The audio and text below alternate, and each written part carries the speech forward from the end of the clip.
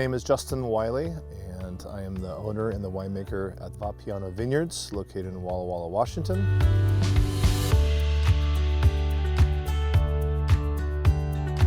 In 1999, I bought my first piece of land and I named it Vapiano, which means go slowly. And the idea was that I would slowly build this brand over time.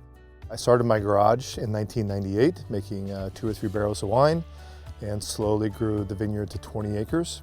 And now we're about 6,000 cases of wine.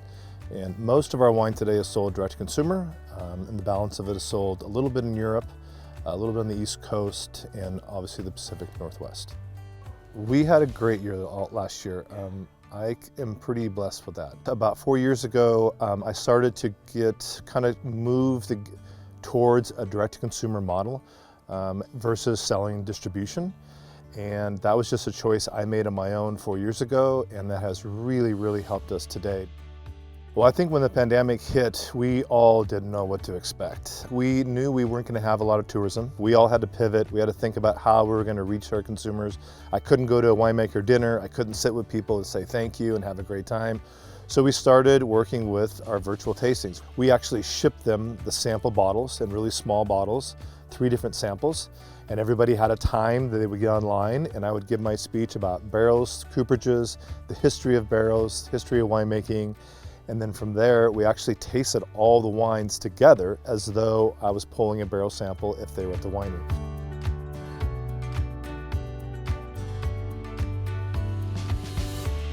As far as a winery is concerned, nothing really stopped from a production manufacturing. The vineyards still grew. The vines didn't know there was a pandemic, so we still are watering, we're still maintaining, we're still growing a crop. And then we have the cellar, and cellar work, that never stopped.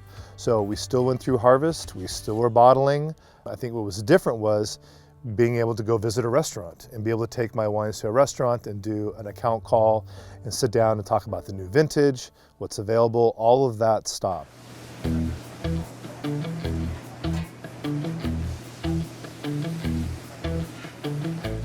Nick Pizzolionis, chef owner, The Black Cypress. We focus on local regional fare. We're in the Palouse area that spans both Washington and Idaho. So we draw from within about 100 miles for most of our local produce. Proteins as well. Today is our soft opening. We'll take 3 days of this and then we'll slow it down for a week, regroup, and then open in earnest on the 28th.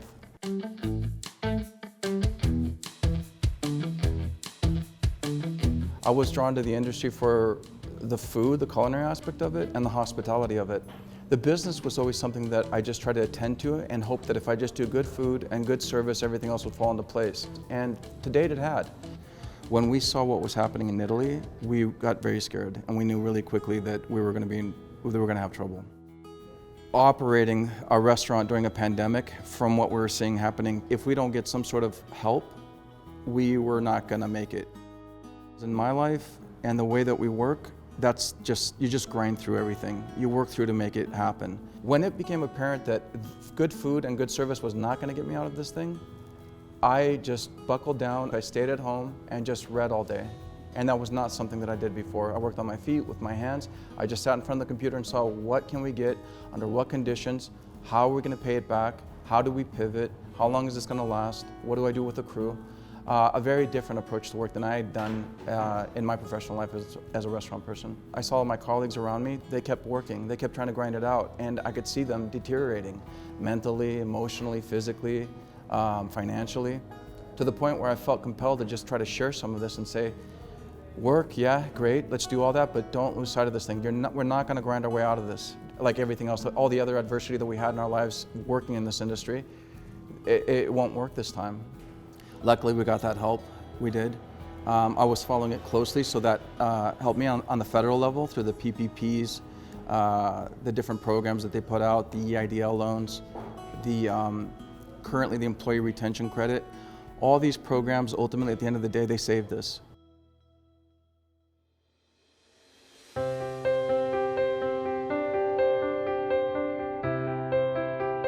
My name is Christina Dingman. I'm one of the owners of the Weinhardt Hotel and Jacobs Public House in Dayton, Washington. It's a small boutique hotel that services a niche of Victorian enthusiasts. Sev and I, my partner, we wanted to invest in something, and we had looked at lots of different opportunities, and this one is just fit us the best. So yeah, we bought it. It was a year ago on the 16th. So we've now owned it officially for 1 year. But we had started the process, of course, in 2019. So not knowing there was going to be a pandemic, right? So you can't calculate in finances and stuff like that. Oh, there's going to be a pandemic. How do you work in prices of buying facilities or put money aside or whatnot? So, and the old owners, we just kind of inherited everything. So they gave us the numbers that they previously had. So we know how far down we are compared to them. We have the passion. So, and we have the drive. We knew we were going to make it work because what else could we do?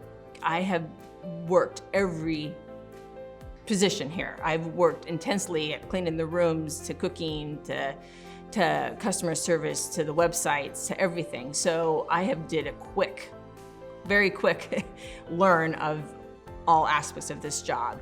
How much time do I get to spend with my children is pretty much what it essentially came down to. Over the summer, I was here 28 out of the 30 days of the month. I've taken this last year as a learning opportunity of how to make sure everything works as smoothly as possible so that we put our best foot forward. So I'm stoked, you know, and the more people I can meet and visit with and learn about, and it's just kind of makes me happy. In this community, we all need each other. We need restaurants, we need tourism, we need wineries, we need hoteliers, and we all work together to make this really work. I'm excited about the enthusiasm in our crew. They're been waiting for this for a long time. They don't want to stay home, they're tired of it. We want human interaction, want to do what we spend our lives doing, taking care of people, feeding them, making them feel better, restoring them. That's the essence of what a restaurant's supposed to be.